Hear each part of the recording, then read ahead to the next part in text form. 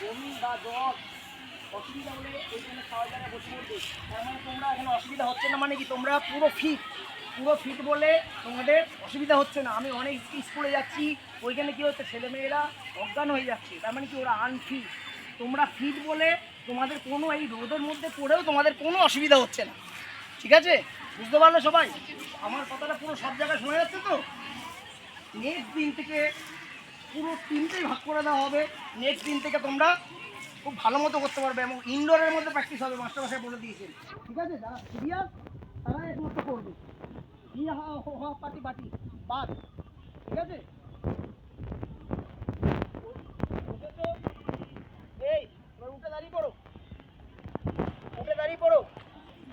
তোমাদের এইগুলো আমাদেরকে পাঠাতে হবে লাস্ট ডেটে। তোমাদের একটা ইয়ে মেতে হবে, যাদের যে স্কুলে ভালো হবে তাদের নামটা ওই এক্সট্রা দিতে হবে, ঠিক আছে?